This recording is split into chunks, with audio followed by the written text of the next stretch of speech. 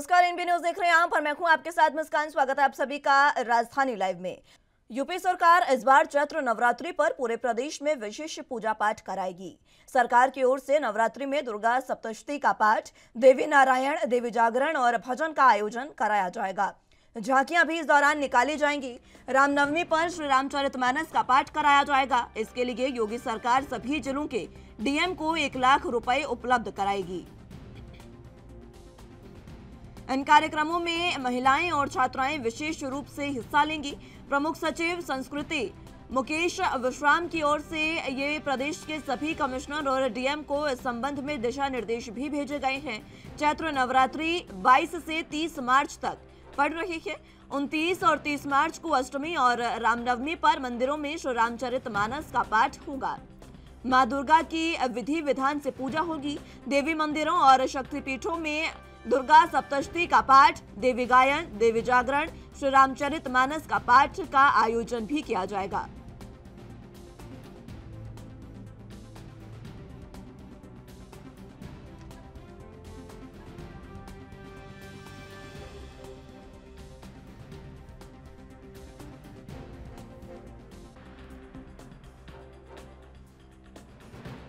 इस खबर पर ज्यादा जानकारी के लिए लखनऊ से संवाददाता जितेंद्र चौहान हमारे साथ मौजूद हैं। जितेंद्र, जिस तरीके से उत्तर प्रदेश में इस बार ये साफ कर दिया गया है कि नवरात्रि का जो त्योहार है वो पूरे धूमधाम से विशेष पूजा पाठ के साथ पूरे प्रदेश में मनाया जाएगा। मुस्कान, देखिए 22 से 30 ये कहा सकता है कि मार्च में चैत्र नवरात्र की शुरुआत हो रही है और चैत्र नवरात्र के वक्त देश में सभी जगह पूजा अर्चना होती है, मां की पूजा होती है। तो जाहिर सी बात है कि उत्तर प्रदेश की योगी सरकार इस बार चैत्र नवरात्र के अवसर पर रामचरितमानस, दुर्गा सप्तशती और साथ ही साथ जागरण आदि कराने का काम करेगी। और ये कहा जा सकता है कि उत्तर प्रदेश में इस कार्यक्रम को कराने के लिए उत्तर प्रदेश सरकार की ओर से निर्देश दिया गया है, जिसके बाद उत्तर प्रदेश सरकार संस्कृति प्रमुख सचिव मोहित साहब ने सभी जिलाधिकारी को निर्देशित किया है कि वो अपने अपने जिले में आयोजन कराएं। और कहीं ना कहीं कहा सकता है कि उसको आयोजित कराने के लिए, झांकियों को आयोजित कराने के लिए, जागरण को आयोजित कराने के लिए 1-1 लाख रुपए की धनराशि भी जिलाधिकारी को उपलब्ध कराई जाएगी। और ये कहा जा सकता है कि इस नवरात्र के मौके पर उत्तर प्रदेश सरकार विशेष पूजा अर्चना कहीं ना कहीं कराने जा रही है। और जिसको देखते हुए भी सभी जिलाधिकारी को निर्देश दिया गया है, सभी की तैयारियां शुरू हो गई है। और ये भी साफ कहा गया है कि चैत्र नवरात्र के मौके पर जो आयोजन कराए जाएंगे, चाहे रामचरितमानस हो, चाहे दुर्गा सप्तशती हो, ये तमाम चीजें हो जो कराई जाएगी उत्तर प्रदेश सरकार की, उसमें महिलाओं और तमाम जो बेटियां हैं उसमें कहीं ना कहीं उनका काम लिया जाए और साथ ही साथ उनका जरूर सहयोग दिया जाए। इसको लेकर दिशा निर्देश दिया गया है। इसको लेकर 1-1 लाख रुपए जो है वो तमाम जिलाधिकारियों को मुहैया करा रही है योगी सरकार। अगर बात की जाए इस पूरे कार्यक्रम की तो क्या, क्योंकि चैत्र नवरात्रि 9 दिन तक रहती है, तो क्या पूरे 9 दिन ये जागरण और विशेष पाठ किया जाएगा? जी बिल्कुल, जैसा आपने बताया कि 9 दिन तक ये चैत्र नवरात्र चलेगा। इस मौके पर जागरण और झांकियां और रामनवमी की विशेष अवसर पर इस तरह का कार्यक्रम कराया जाएगा। और इसको देखते हुए भी पूरी तैयारी लगभग कर ली गई है। और जल्दी 22 से 30 फरवरी के बीच में जो चैत्र नवरात्र पड़ेगा, उस चैत्र नवरात्र के अवसर पर पूरी तरह से ये कार्यक्रम का आयोजन कराया जाएगा। जितेंद्र, अगर बात की जाए जिस तरीके से ये पूरा कार्यक्रम हो रहा है, योगी सरकार को 1 साल पूर्ण होने को भी है, ऐसे में ये जो चैत्र नवरात्रि पड़ रही है इसमें विशेष पूजा पाठ, क्योंकि योगी आदित्यनाथ खुद योगी होने से योगी हैं, तो इस तरीके से वो ये पूजा पाठ भी करवा रहे हैं। और हर बार देखा जाता है कि योगी आदित्यनाथ विशेष रूप से जो कन्याएं हैं उनका पूजन करते हैं, तो इस बार वो भी क्या कन्या पूजन करते दिखेंगे इस दौरान? देखिए बिल्कुल, हमेशा उत्तर प्रदेश के मुख्यमंत्री योगी आदित्यनाथ नजर आते हैं। और जैसे कि नवरात्र के मौके पर चाहे खासकर वो विशेष तरह की पूजा अर्चना और कन्या पूजन करते नजर आते हैं गोरखपुर में हमेशा, क्योंकि वो महंत भी है उत्तर प्रदेश की के नाते। तो यही बात है कि इसको देखते हुए भी मुख्यमंत्री योगी आदित्यनाथ भी जो कन्या पूजन है वो करने का काम करेंगे। माँ दुर्गा की पूजा अर्चना करते रहते हैं और पाठ भी रखते हैं। तो इसको देखकर तमाम तरह की जो चीजें हैं वो कहीं ना कहीं आपके उत्तर प्रदेश में पहली बार नजर आएंगी। और इसको लेकर सभी जिलाधिकारी को निर्देशित कर दिया गया है कि वह इस तरह की पूजा अर्चना कराने का काम करें। ठीक है जितेंद्र, बहुत शुक्रिया आपका हमारे साथ जुड़ने के लिए और तमाम अहम जानकारी हम तक पहुंचाने के लिए।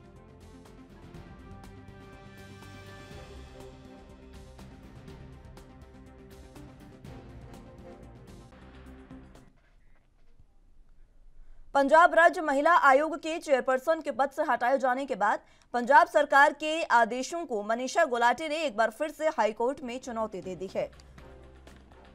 मनीषा गुलाटी की इस याचिका पर हाईकोर्ट में सुनवाई भी होगी। काबिले गौर हो कि मनीषा गुलाटी को पंजाब राज्य महिला आयोग की चेयरपर्सन के पद से हटाए जाने के पंजाब सरकार ने 10 मार्च को आदेश जारी किए थे।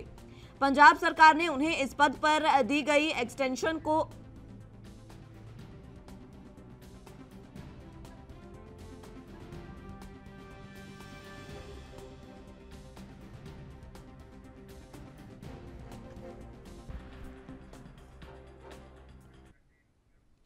पंजाब में आज से अमृतसर में होने वाले G20 की बैठक के लिए सुरक्षा सहित सभी तरह की तैयारियां पूरी कर ली गई हैं। अधिकारियों ने मंगलवार को यह जानकारी दी है। उन्होंने बताया कि G20 के कई कार्यक्रम अमृतसर में होने हैं। मुख्य कार्यक्रम शिक्षा पर है, जो 15 से 17 मार्च को शहर में आयोजित किया जाएगा। इसके साथ ही श्रम पर L20 की बैठक 19 और 20 मार्च को यहां होगी।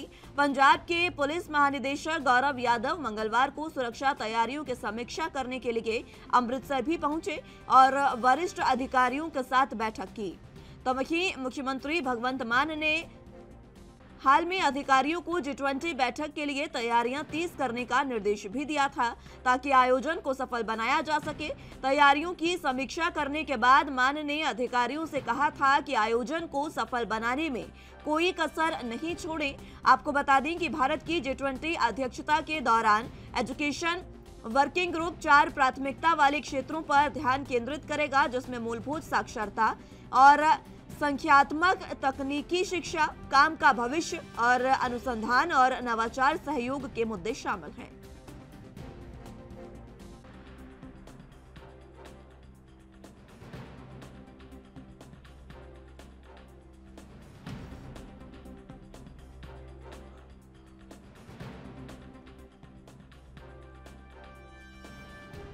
इस खबर पर ज्यादा जानकारी के लिए चंडीगढ़ से संवाददाता संदीप सिंह हमारे साथ मौजूद हैं। संदीप, जिस तरीके से G20 सम्मेलन आज से अमृतसर में शुरू हो रहा है, इस सम्मेलन को लेकर विदेशी मेहमान लगभग पहुंच चुके हैं। किस तरीके की जानकारी, अभी तैयारियां किस तरीके की? जी बिल्कुल, बता दें कि G20 का जो सम्मेलन है आज से शुरू हो जाएगा और 15 से लेकर 17 तारीख तक जो है अमृतसर में जो रेडिसन ब्लू होटल है वहाँ पे होता हुआ नजर आएगा। और जिसको देखते हुए एजुकेशन को जो है पहल दी है और IIT रोपड़ की तरफ से कहीं ना कहीं इस सम्मेलन का जो है साझेदारी डाली गई है। और जो किसानों को लाभप्रद किया जाए, किसान को फसल के बारे में बताया जाएगा और साथ ही साथ एजुकेशन की बात यहाँ पर विचार जो है वो होते हुए नजर आएंगे। और कहीं ना कहीं जो है पंजाब की बात करें तो कैसे जो है व्यापार को ऊपर उठाना है, उसकी कहीं ना कहीं बात होती हुई नजर आएगी। जो आज जो सब्जी जो शुरुआत होनी है वो बता दें कि खालसा कॉलेज जो अमृतसर में है वहाँ से होगी और तकरीबन 12:15 बजे का जो समय है वो रखा गया है। वहाँ से जो है रस्म की शुरुआत आज होती हुई G20 की नजर आएगी और पंजाब के मुख्यमंत्री जो है वहाँ पर मौजूद रहेंगे और कई विदेश डेलीगेट जो है वो यहाँ जो है कल बीती रात जो है वो पहुंच चुके हैं और आज 12 बजे से शुरुआत जो है वो होती हुई रस्मी तौर पर शुरू जो है वो होती हुई नजर आएगी। संदीप, जिस तरीके से शिक्षा को लेकर यहाँ पर G20 के जो डेलीगेट्स पहुंच रहे हैं उनसे बातचीत होगी। G20 सम्मेलन में शिक्षा को लेकर मुख्य फोकस रखा गया है, जिसमें से पंजाब को चुना गया है। पंजाब में अगर बात की जाए, हाल ही में मान सरकार आई है और उसके बाद शिक्षा को बढ़ावा अभी हाल ही में दिया गया है। बेहतर शिक्षा को बढ़ावा जो है वो दिया जा रहा है और इसी को लेकर G20 में शिक्षा के स्तर को सुधारने के लिए किस तरीके से काम किया जाए वो मान सरकार से सीखने आ रहे हैं विदेशी डेलीगेट्स। बिल्कुल, जैसे कि हमारी सरकार की बात करें, आम आदमी पार्टी की सरकार की बात करें तो जरूर हेल्थ और एजुकेशन की बात सबसे पहले आती हुई नजर आ रही है। और एजुकेशन को लेकर जो है आज विचार जो है वो होते हुए नजर आएंगे और शिक्षा के स्तर को कैसे ऊंचा उठाना है इस पे सारी बात होती हुई नजर आएगी। इस पे जो है चर्चा होगी कि पंजाब में कैसे शिक्षा के स्तर को ऊपर करना है। और लगातार जो देखा जाए पूरे देश में जो है इस बार हमारे को जो है जिम्मेवारी जो है मिली है कि G20 जो है इंडिया में होगा, तो जिसके चलते मेजबानी इंडिया इस बार G20 की कर रहा है और लगातार अलग अलग देशों में जो है G20 का प्रोग्राम रखा गया है और कहीं ना कहीं ऐसे जगह पर जो आज बात होनी है वो होती हुई नजर आएगी। विदेशी मेहमानों का स्वागत किस तरीके से संदीप किया जाएगा, क्योंकि ये जो स्वागत होगा ये पंजाब की संस्कृति को बढ़ावा देने और पंजाब की संस्कृति क्या है इससे विदेशी मेहमानों को अवगत कराने के लिए होगा। जी बिल्कुल, बता दें कि जैसे कि एयरपोर्ट पर जो विदेशी मेहमान उतरते हैं तो वहाँ पर पंजाब का लोक नाच जो है वो भंगड़ा वहाँ पर किया जाता है, गिद्दा वहाँ पर किया जाता है, उनको रिसीव किया जाता है वहाँ से और होटल में जो है लाया जाता है। वहाँ पर भी इसी तरह गीत संगीत के साथ जो है स्वागत को एंटर जो है करवाया जाता है। तो कहीं ना कहीं सुरक्षा की बात करें तो सुरक्षा के जरिए भी जरूर चप्पे चप्पे पर जो है पंजाब पुलिस के जवान तैनात किए गए हैं ताकि कोई भी जो है घटना ना हो सके। हालांकि जो देखा जाए तो पंजाब की सुरक्षा जो है व्यवस्था वो खराब होती हुई नजर जरूर आ रही है। विपक्षी जो ये कह रहे हैं, पर कहीं ना कहीं महाराष्ट्र सरकार कह रही है कि जो लगातार सुरक्षा की बात करें तो पंजाब में सुरक्षा बिल्कुल सही है, कानून की जो है स्थिति वो बिल्कुल सही है। तो कहीं ना कहीं इसके चलते पंजाब पुलिस के जवान जो है मौजूद G20 की तैयारियों को लेकर जो है खड़े हुए हैं, सड़कों पर जो है जरूर तैनात है और लगातार जो चप्पे चप्पे पर पहरेदारी है वो पंजाब पुलिस की तरफ से की जा रही है। G20 डेलीगेट्स का पहुंचना लगभग जारी है और तमाम जो डेलीगेट्स हैं वो लगभग पहुंच भी गए हैं। कहां उन्हें रोका गया है, किस तरीके की तैयारियां उनके निवास को लेकर? जी बिल्कुल, जैसे कि देखा जाए तो एयरपोर्ट जो है अमृतसर में जो विदेशी डेलीगेट जो है उतरते हैं उसके बाद उनको जो है रेडिसन ब्लू होटल है वहाँ पर एयरपोर्ट स्टेशन साथ में ही है, वहाँ पर उनको रखा गया है और अच्छी तरह से स्वागत जो है जो किया जा रहा है। क्योंकि अगर देखा जाए तो इंडिया मेजबानी के लिए सबसे अच्छा माना जाता है, तो कहीं ना कहीं पंजाब जो है मेजबानी कर रहा है इस बार। इंडिया इस बार मेजबानी कर रहा है पंजाब में जो है अमृतसर में जो चुना गया है मेजबानी के लिए। तो कहीं ना कहीं अमृतसर में लगातार जो है उसका सुंदरीकरण किया जा रहा है। सुंदरीकरण करने के बाद पुलिस का पहरा वहाँ पर पूरी तरह से रखा गया है और लगातार जो भी विदेशी जो आ रहे हैं पंजाब के अमृतसर में, तो कहीं ना कहीं उनका स्वागत जो है बहुत अच्छे से वो किया जा रहा है। ठीक है संदीप, बहुत शुक्रिया आपका हमारे साथ जुड़ने के लिए और तमाम अहम जानकारी हम तक पहुंचाने के लिए।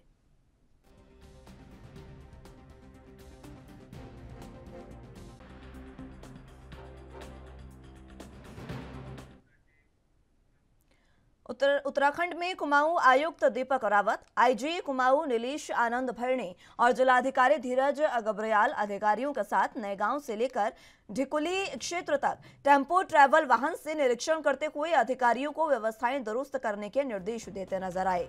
आगामी 28 और 30 मार्च तक रामनगर के ढिकुली क्षेत्र में होने वाली G20 बैठक को लेकर जिला प्रशासन पूरी मुस्तैदी के साथ जुटा है। आयुक्त दीपक रावत ने यह बताया कि निरीक्षण के दौरान कुछ क्षेत्रों में सड़क पर अतिक्रमण और कुछ लोगों द्वारा सड़क पर निजी निर्माण सामग्री डालकर अतिक्रमण किया गया है, इसे हटाने के निर्देश दिए गए हैं। इसके अलावा उन्होंने रामनगर में कोसी बैराज पर रंग रोगन और सौंदर्यीकरण के कार्य पर प्रशंसा व्यक्त करते हुए कहा कि लोक निर्माण विभाग द्वारा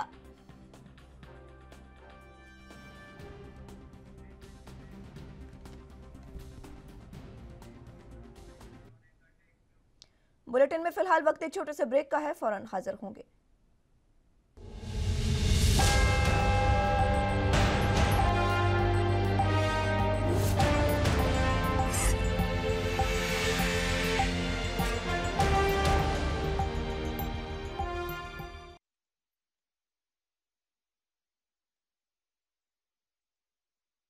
ब्रेक के बाद एक बार फिर से स्वागत है आप सभी का। तो अगली अहम खबरों की ओर रुख कर लेते हैं। बात देहरादून की कर रहे थे, जहां पर कुमाऊं आयुक्त दीपक रावत, आईजी कुमाऊं नीलेश भरणे और जिलाधिकारी धीरज गब्रियाल अधिकारियों के साथ नए गांव से लेकर ढिकुली क्षेत्र तक टेम्पो ट्रैवल वाहन से निरीक्षण करते हुए अधिकारियों को व्यवस्थाएं दुरुस्त करने के निर्देश देते नजर आए। आगामी 28 से 30 मार्च तक रामनगर के ढिकुली क्षेत्र में होने वाली G20 बैठक को लेकर जिला प्रशासन पूरे तरीके से मुस्तैदी के साथ जुटा है। आयुक्त दीपक रावत ने बताया कि निरीक्षण के दौरान कुछ क्षेत्रों में सड़क पर अतिक्रमण और कुछ लोगों द्वारा सड़क पर निजी निर्माण सामग्री डालकर अतिक्रमण किया गया है, इसे हटाने के निर्देश दिए गए हैं। इसके अलावा उन्होंने रामनगर में कोसी बैराज पर रंगरोगन और सौंदर्यीकरण के कार्य पर प्रशंसा व्यक्त करते हुए कहा कि लोक निर्माण विभाग द्वारा सड़कों को लेकर किए जा रहे कार्यों में तेजी नहीं दिखाई जा रही है, जिसको लेकर अधिकारियों को इस कार्य में तेजी लाने के निर्देश दिए गए हैं।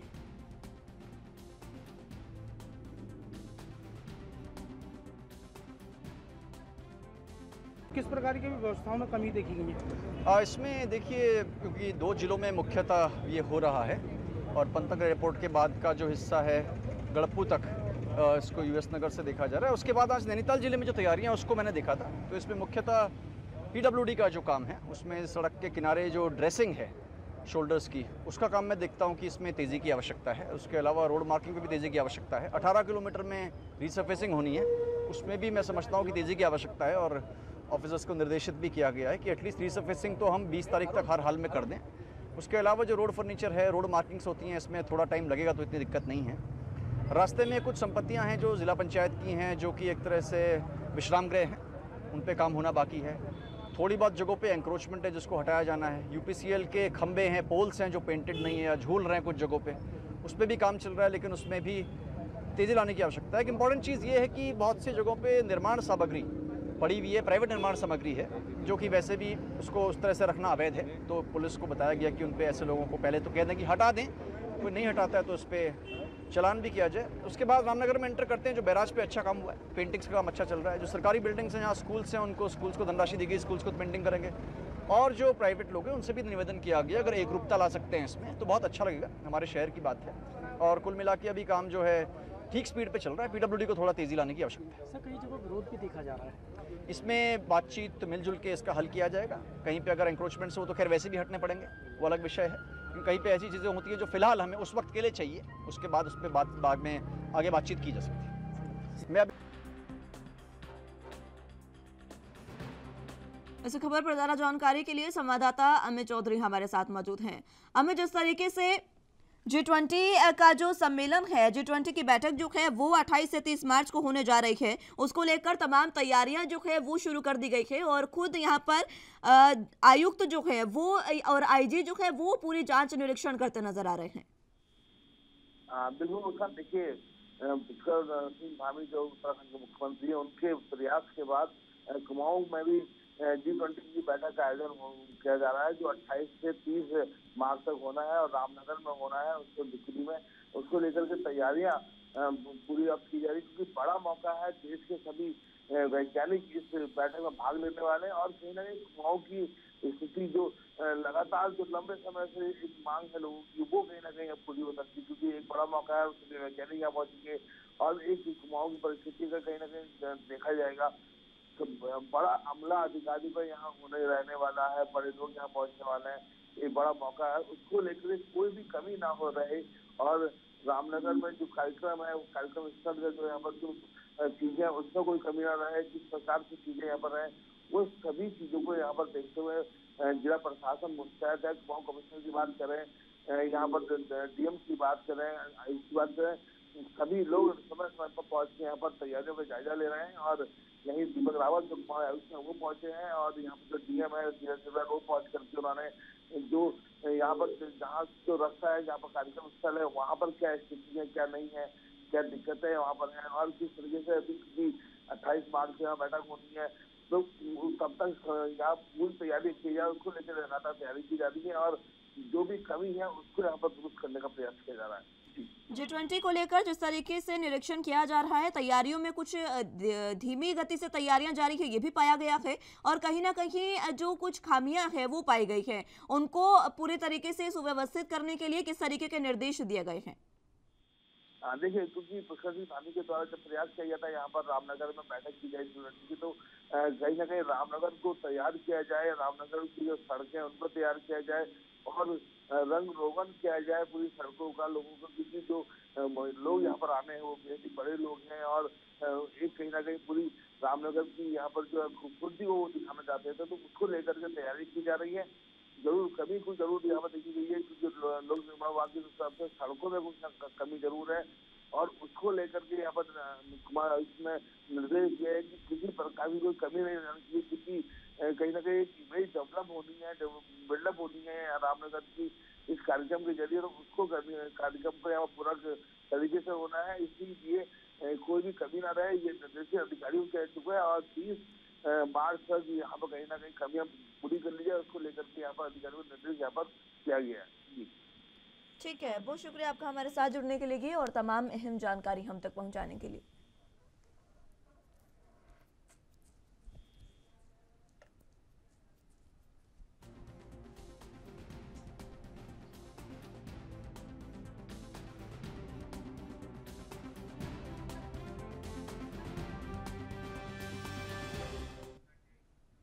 बुलेटिन में फिलहाल वक्त एक छोटे से ब्रेक का है, फौरन हाजिर होंगे।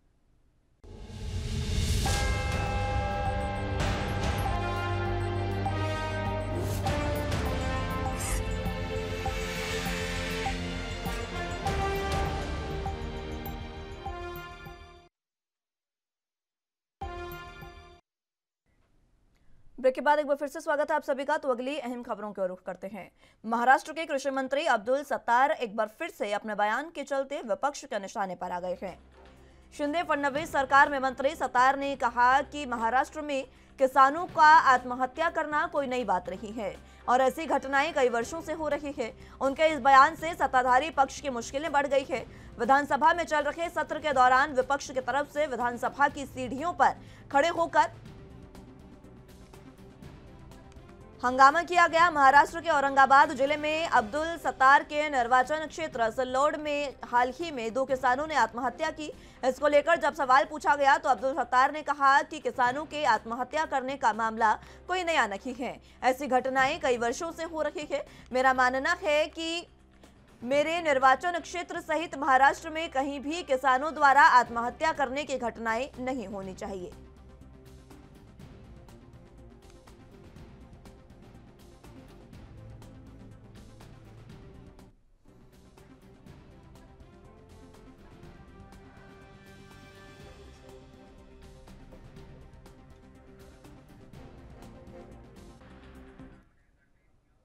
इस खबर पर ज्यादा जानकारी के लिए मुंबई से संवाददाता सत्यप्रकाश सोनी हमारे साथ मौजूद हैं।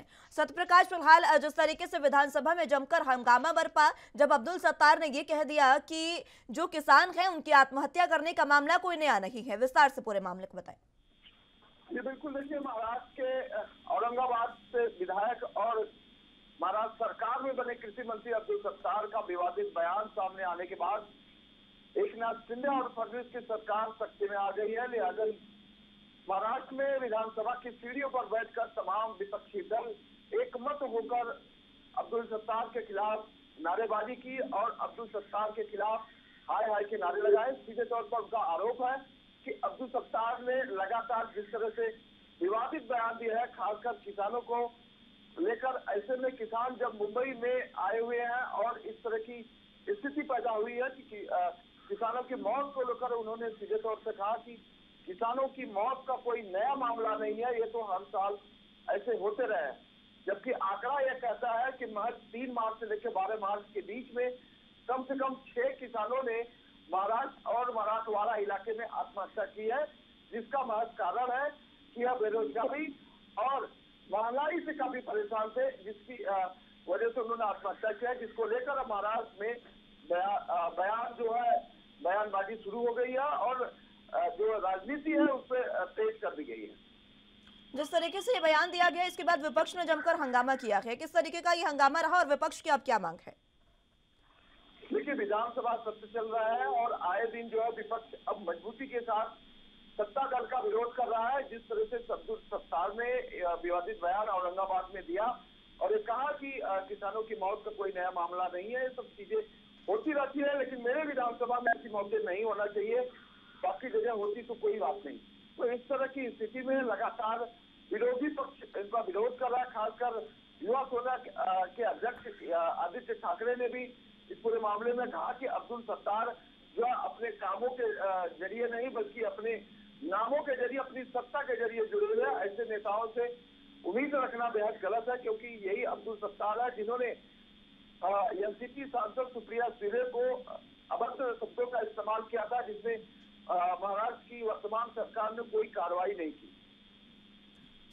प्रकाश, जिस तरीके से कल का पूरा दिन कह सकते हैं कि हंगामेदार रहा अब्दुल सत्तार के इस बयान से, और इस बयान को लेकर आज भी विपक्ष जो है वो अपनी मांग रख सकता है। क्या विपक्ष माफी की मांग कर रहा है? किस तरीके की मांग विपक्ष द्वारा की जा रही है? देखिए, वर्तमान सरकार ने यह मुद्दा उठाया था कि वह जब सरकार में आएगी तो किसानों के सभी मुद्दों को वह हल करेगी, किसानों को कर्ज माफी करेगी, लेकिन सरकार ने अब तक 1 रुपये माफी नहीं किया है। अगर तो सरकार ने उनके मुद्दे को हल किया है। ऐसे में कल आपने देखा होगा कि नासिक से महाराष्ट्र मुंबई में जो है तमाम किसान पैदल चलकर आए और विधानसभा के बाहर हंगामा किए। उनकी मांगे थी कि सरकार ने जो वादा किया था वो पूरा नहीं किया, महंगाई लगातार बढ़ती जा रही, उनके प्याजों को दामों को लेकर उन्होंने अपनी बात रखी, लेकिन सरकार ने इस पर कोई पुनर्विचार नहीं किया। अब विधानसभा की सीढ़ियों पर विपक्ष को यह मौका मिला है और विपक्ष लगातार यह मांग कर रहा है कि अब्दुल सत्तार के खिलाफ तुरंत कार्रवाई करे, लेकिन ऐसा जो है सरकार की तरफ से कोई पहल नहीं किया गया है। लिहाजा आज भी उम्मीद जताई जा रही है कि विधानसभा जब शुरू होगा तो अब्दुल सत्तार को लेकर तेज हंगामा किया जाएगा। ठीक है सत्य प्रकाश, बहुत शुक्रिया आपका हमारे साथ जुड़ने के लिए और तमाम अहम जानकारी हम तक पहुंचाने के लिए।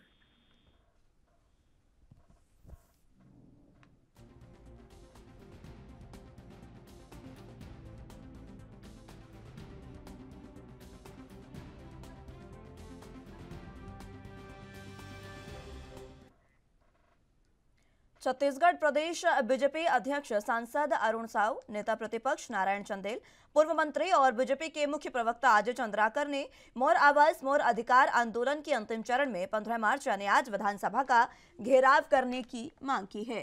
इस दौरान उन्होंने कहा कि आवासहीन हितग्राहियों के पैर पखारकर आंदोलन में उनका स्वागत किया जाएगा। मोर आवाज मोर अधिकार इस विषय को लेकर हम गांव-गांव गए, कांग्रेस के विधायकों और प्रशासनिक अधिकारियों के कार्यालय का घेराव किया, पदयात्राएं की। व्यापक रूप से प्रदेश के 16 लाख परिवार प्रधानमंत्री आवास से वंचित हुए हैं। कांग्रेस की भूपेश बघेल सरकार के कारण उन्हें आवास नहीं मिले। इसी तरह से 4 लाख से अधिक शहरी परिवारों को भूपेश बघेल की सरकार के कारण प्रधानमंत्री आवास से वंचित होना पड़ा है। इसलिए आज ये आंदोलन किया जाएगा।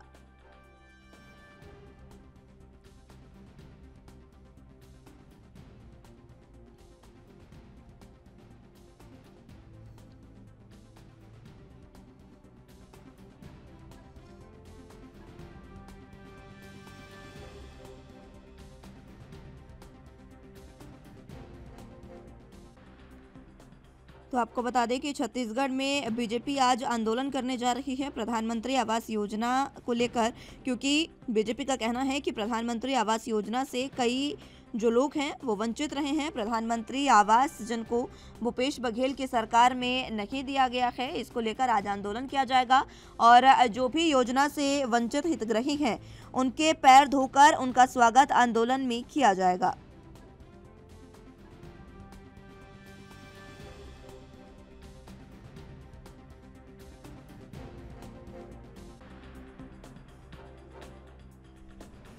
इसी के साथ आज विधानसभा घेराव की जानकारी भी दी गई है। उन्होंने साफ तौर पर कहा कि आज विधानसभा घेराव किया जाएगा, 15 मार्च को ये घेराव होगा। इस दौरान उन्होंने कहा कि आवासहीन हितग्राहियों के पैर पखार कर आंदोलन में उनका स्वागत किया जाएगा। मोर आवास मोर अधिकार इस विषय को लेकर बीजेपी गांव-गांव तक गई है। कांग्रेस के विधायकों और प्रशासनिक अधिकारियों के कार्यालयों का घेराव भी किया है, पदयात्राएं भी की है और अब विधानसभा का घेराव किया जाएगा।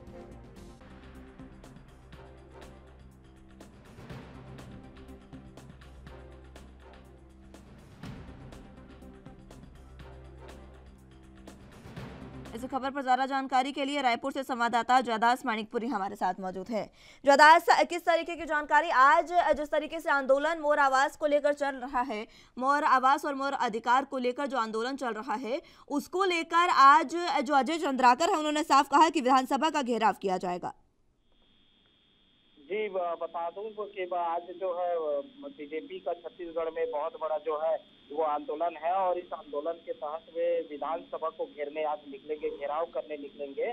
और इसकी जानकारी देते हुए कल प्रेस कॉन्फ्रेंस करते हुए बताया गया है कि जनसभा स्थल पीड़िता में आयोजित सम्मेलन में, संवाददाता सम्मेलन में बताया कि आवासहीन हितग्राहियों के पैर पखार कर जो है आंदोलन में उनका स्वागत किया जाएगा। वहीं मोर आवास मोर अधिकार इस विषय को लेकर गांव-गांव तक इन लोग बीजेपी के जो नेता है वे गए हुए थे। साथ ही उन्होंने यह भी कहा कि आरंभ में भूपेश बघेल ने कहा कि हम राजनांश नहीं देंगे क्योंकि योजना में प्रधानमंत्री शब्द है, और अब नई प्रकार की बातें जो हम वो कर रहे हैं, सर्वे कराने की बात कर रहे हैं। सर्वे बहुत पहले से होकर रखा है, 2011 की सर्वे सूची है, 2016 में सबको जोड़कर सूची बनी है, लेकिन लोगों के बीच भ्रम पैदा करके नए सर्वे की बात कर रहे हैं। वास्तविकता यह है कि भूपेश बघेल की सरकार की नीयत अच्छी नहीं, लोगों को आवास नहीं देना चाहते। आज कांग्रेस के नेता जो है नई बातें करते हैं। क्या अपने मंत्री के उस पद को झुठला सकते हैं जो उन्होंने इस्तीफा देते समय लिखा था कि बार बार फंड आवंटन की मांग कर रहा हूं लेकिन मकान नहीं बन पाए हैं। तो इस तरीके के जो तमाम आरोप है भाजपा प्रदेश अध्यक्ष सांसद अरुण साव ने कांग्रेस पर लगाया है, और उन्होंने यह भी कहा कि प्रधानमंत्री आवास देने का जो नरेंद्र मोदी जी ने जो सपना देखा कि आजादी के 75 वर्ष पूरे हो तो हर गरीब परिवार को पक्का मकान मिले, कांग्रेस शासित अन्य राज्य भी दे रहे हैं, लेकिन छत्तीसगढ़ की कांग्रेस सरकार गरीबों के साथ अन्याय कर रही है। तो इस तरीके के जो आरोप है, बहुत बड़े आरोप है जो बीजेपी के नेता ने छत्तीसगढ़ की सरकार पर लगाई। इस दौरान लंबे समय से चल रहे आंदोलन का समापन होगा, और इस दौरान विधानसभा के घेराव के साथ साथ इसी आंदोलन में जो भी हितग्राही वंचित हैं, जो आवास योजना से वंचित लोग हैं, उनका स्वागत पैर धोकर किया जाएगा। इस तरीके की जानकारी भी मिली है। जी बिल्कुल, जो है उन्होंने लक्ष्य रखा है, बीजेपी ने लक्ष्य रखा है कि 1 लाख से भी ऊपर लोग जो है विधानसभा को घेराव करने निकलेंगे, लेकिन इसमें यह भी बताया गया है कि 75% से अधिक हितग्राही इसमें शामिल होंगे जो अपनी आवाज को बुलंद करेंगे। और मैं आपको यह भी बताऊं कि नेता प्रतिपक्ष नारायण चंदेल ने भी कहा है कि यह छत्तीसगढ़ की गरीब जनता की लड़ाई है। गरीब अपना हक मांग रहे हैं, अधिकार मांग रहे हैं, कोई भीख नहीं मांग रहे हैं। छत्तीसगढ़ विधानसभा का घेराव करने जा रहे हैं और यह कार्यक्रम स्थल पर उपस्थित रहे। इस विषय पर गरीबों को जोड़ने वाला विषय है। हमने चरणबद्ध कार्यक्रम किया है, गांव गए, विधानसभा क्षेत्र गए, लोगों से मिले जुले, कांग्रेस विधायकों के निवास का घेराव किया, साथ ही कार्यालय का घेराव किया। सरकार को चेतावनी देते हुए कहा कि हम विधानसभा घेराव भी करेंगे। तो आज जो है वो बीजेपी का बड़ा विधानसभा घेराव है। देखना होगा इस विधानसभा घेराव के बाद जो है कांग्रेस की जो सरकार है वो क्या नीति लेती है, क्या रणनीति लेती है, यह देखने वाली बात होगी। और बीजेपी ने यह भी बड़ा आरोप लगाया है कि जो 24, 25 और 26 फरवरी को राजधानी में कांग्रेस का जो अधिवेशन हुआ, महाधिवेशन हुआ, उसके लिए उन्होंने आरोप लगाया कि सरकार ने करोड़ों रुपए इसमें फूंक दिए लेकिन गरीब के आवास के लिए पैसा नहीं है। तो इस तरीके के जो आरोप है वो नारायण चंदेल जो नेता प्रतिपक्ष है छत्तीसगढ़ के, उन्होंने सरकार पर लगाए हैं। जी, ये जो आरोप लगाए हैं इसको लेकर क्या भूपेश बघेल की सरकार ने कोई पलटवार किया? क्योंकि गंभीर आरोप लगाए गए हैं और साफ तौर पर कहा गया है कि सिर्फ छत्तीसगढ़ ऐसा राज्य है जहां पर आवास योजना का लाभ हितग्राहियों को नहीं दिया जा रहा है। इसको लेकर क्या कोई बयान सामने आया कांग्रेस की ओर से? जी निश्चित ही खुद मुख्यमंत्री भूपेश बघेल ने जो है इस पर बयान दिया है और उन्होंने कहा है कि बीजेपी के पास कोई मुद्दा नहीं है, वो मुद्दा विहीन बात कर रही है। अगर केंद्र सरकार हमारी मदद नहीं कर रही तो हम क्या कर सकते हैं। उन्होंने सीधा कहा कि राज्यांश का जो पैसा है केंद्र सरकार के पास हमारा लटका हुआ है वो पहले हमें जारी कर दे, उसके बाद जो है प्रधानमंत्री आवास योजना पर जो है कार्य करेंगे। और साथ ही उन्होंने यह भी कहा कि अभी जो बड़ी घोषणा की विधानसभा में कि 1 अप्रैल से जो है वो सर्वे कराएगी, ग्रामीण स्तरों की सर्वे कराएगी कि किनके पास मकान है, किनके पास मकान नहीं है। तो इस तरीके से सर्वे करा के खुद मुख्यमंत्री ने कबूला है और वो बात को कहा है कि हम जो है मकान दिलवाएंगे छत्तीसगढ़ की जनता को। तो यह आर पार की लड़ाई बीजेपी और कांग्रेस में छत्तीसगढ़ में दिखती नजर आ रही है। साथ में यह कहा जा सकता है छत्तीसगढ़ में विधानसभा चुनाव होने हैं नवंबर-दिसंबर में, तो इसकी रणनीति के लिए जो है कांग्रेस बीजेपी अपने आप को छत्तीसगढ़ में मजबूत करने के लिए जो है इस तरीके के कार्य कर रही है। और कहा जा सकता है कि विपक्ष जो है कांग्रेस की सरकार को घेरने में कहीं कोई कसर नहीं छोड़ रही है। वही जो है इसका जवाब जो है कांग्रेस की जो सरकार है वो देने के लिए पीछे नहीं हट रही है। ठीक है जादास, बहुत शुक्रिया आपका हमारे साथ जुड़ने के लिए और तमाम अहम जानकारी यहाँ तक पहुँचाने के लिए।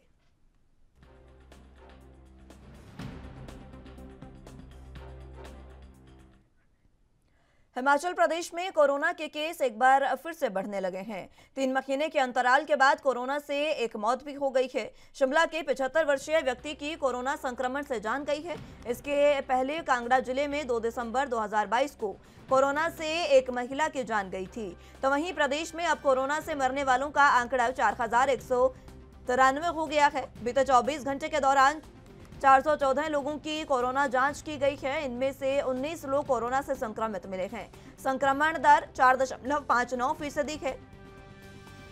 लेकिन इतना हाई पॉजिटिविटी रेट अच्छा संकेत नहीं है। सच्चाई ये है कि स्वास्थ्य विभाग रोजाना कोरोना की बहुत कम जांच कर रहा है, जबकि ज्यादा लोगों की जांच हो रही है तो केस भी अधिक मिल रहे हैं। हिमाचल 1 महीने पहले कोरोना से मुक्त हो गया था, लेकिन आज एक्टिव केस बढ़कर 60 हो गए हैं। अकेले सोलन जिले में कोरोना के 25 एक्टिव केस हैं।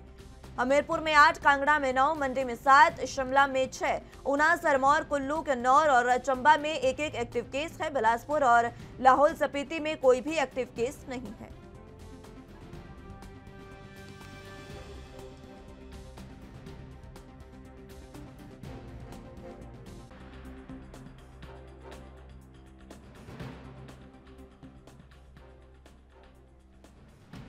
इस खबर पर हिमाचल प्रदेश से ब्यूरो चीफ टीना ठाकुर हमारे साथ मौजूद हैं। टीना जी, फिलहाल जिस तरीके से हिमाचल प्रदेश में कोरोना की दर एक बार फिर से बढ़ती जा रही है, चाहे मौत के आंकड़े की बात करें या संक्रमण दर की बात करें, दोनों ही चीजें बढ़ती नजर आ रही है। किस तरीके की तैयारियां प्रशासन की?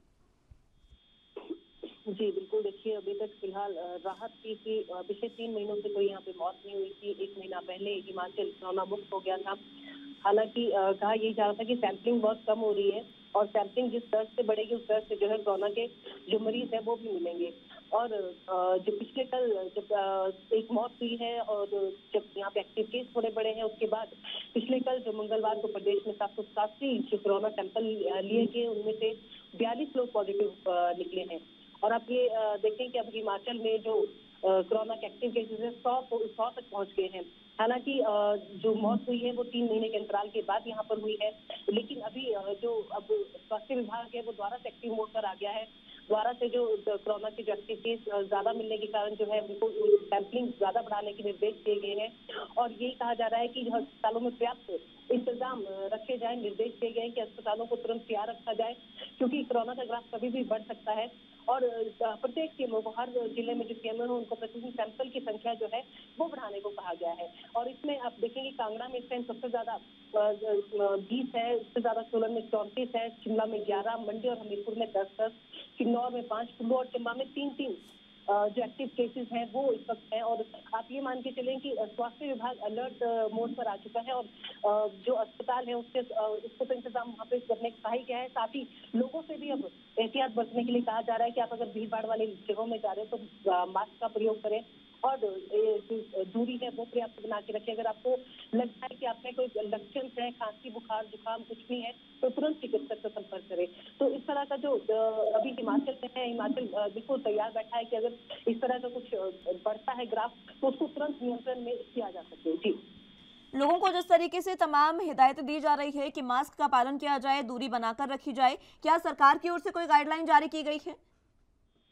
देखिए फिलहाल अभी स्वास्थ्य विभाग की तरफ से इसको लेकर अभी फिलहाल ऐसे बड़े तौर पर तो कोई गाइडलाइन जारी नहीं की गई है। अभी तो अपने विभागों को सतर्क रहने के लिए कहा गया है, सैंपलिंग बढ़ाने के लिए कहा गया है। हालांकि जो ऊना है, जिला ऊना, वहाँ पे इन्फ्लुएंजा AH3 और N2 के जो लोग हैं वो मरीज हैं वो काफी पाए गए थे। तो वहाँ पे जो है सीएमओ ने एडवाइजरी लोगों को जारी की थी। वहाँ पे उन्होंने बताया था कि अगर मरीजों में बुखार, खांसी, गले में संक्रमण है, बुखार है, शरीर में दर्द है, नाक से पानी आना जैसे लक्षण पाए जा रहे तो तुरंत चिकित्सा से संपर्क करें। और उन्होंने कहा भी है कि आप सार्वजनिक स्थानों पर खुले में ना थूके, भीड़ भाड़ वाली जगहों पर जो है मास्क का प्रयोग करें और जो हाथ है, हाथों को नियमित तौर पर पानी और साबुन से धोएं और खांसते और छींकते समय अपने मुंह को, नाक और मुंह को ढकें। तो आप ये देखिए कि ऊना से शुरुआत हो चुकी है। हालांकि अभी अगर आज देखना होगा कि आज सैंपलिंग स्वास्थ्य विभाग कितनी करता है, क्योंकि माना ये जा रहा है कि जितनी अधिक सैंपलिंग होगी उतने ज्यादा कोरोना के मरीज सामने आएंगे। और उसके बाद जो है अगर अभी भी आज भी एक्टिव केसेस 50 से ऊपर जाते हैं तो जरूर निर्देश स्वास्थ्य विभाग को देने होंगे, क्योंकि फिलहाल जो हिमाचल कोरोना मुक्त हो गया था लेकिन एक बार फिर से संक्रमण दर है जो लगातार बढ़ रही है वो चिंता का विषय है। और ऐसे में स्वास्थ्य विभाग नहीं चाहेगा कि एक बार फिर हिमाचल में वो स्थितियां पैदा हो, तो उसको लेके जो स्वास्थ्य विभाग है वो अपनी तैयारियां तो कर रहा है, लेकिन एडवाइस भी वो तभी जारी करेगा जब उसको लगेगा कि जो एक्टिव केसेस है वो आंकड़ा जो है बहुत ज्यादा बढ़ने लगा है। ठीक है टीना जी, बहुत शुक्रिया आपका हमारे साथ जुड़ने के लिए और तमाम अहम जानकारी हम तक पहुंचाने के लिए।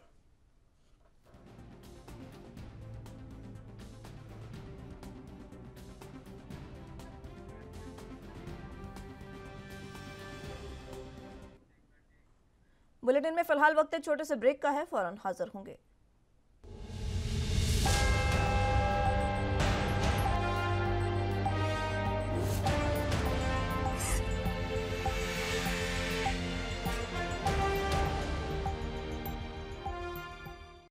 ब्रेक के बाद एक बार फिर से स्वागत है आप सभी का। तो अगली अहम खबरों की ओर रुख करते हैं। टेरर फंडिंग केस को लेकर national investigation agency Jammu Kashmir में कई लोकेशंस पर छापेमारी कर रही है। कुलगाम, पुलवामा, अनंतनाग और शोपियां में संदिग्ध लोगों के घरों की तलाशी ली जा रही है।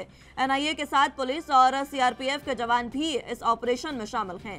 एनआईए ने पुलवामा में एक पत्रकार सरताज अल्ताफ भट्ट को हिरासत में लिया है। वे local news outlet growing Kashmir में काम करते हैं। एनआईए पिछले कुछ दिनों से जम्मू कश्मीर से प्रतिबंधित आतंकी संगठनों के मुखिया और सदस्यों की आतंकी गतिविधियों को लेकर छापेमारी कर रहा है। ये संगठन साइबर स्पेस का इस्तेमाल करके माइनॉरिटीज और सिक्योरिटी पर्सनल्स को टारगेट कर रहे थे और समुदायों के बीच अशांति फैलाने की कोशिश कर रहे थे।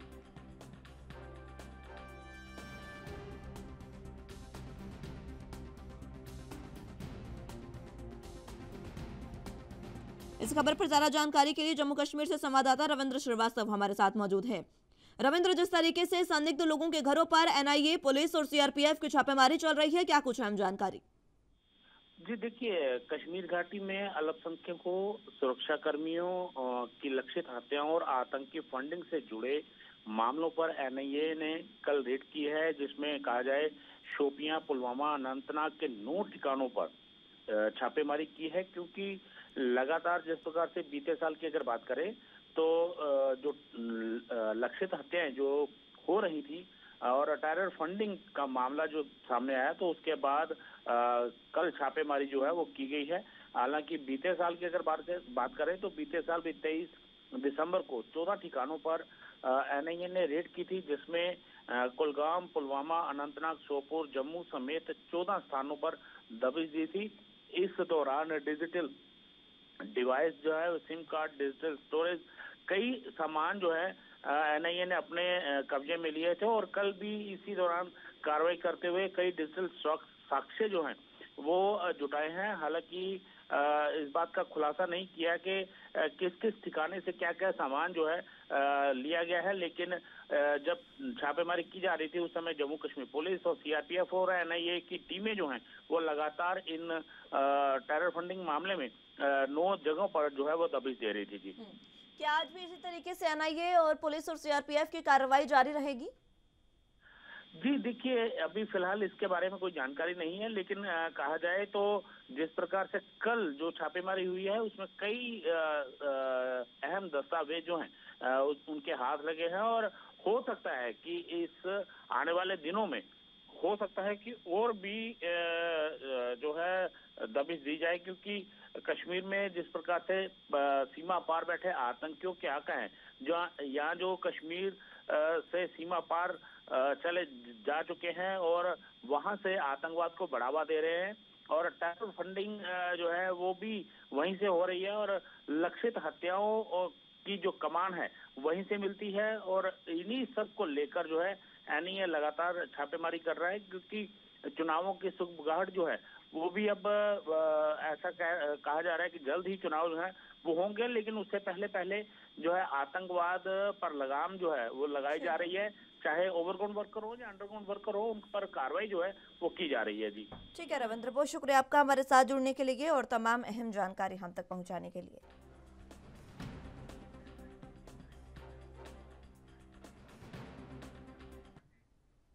फिलहाल के लिए राजधानी लाइव में मेरे साथ बस इतना ही। तमाम अहम खबरों के लिए आप देखते रहिए ANB न्यूज़।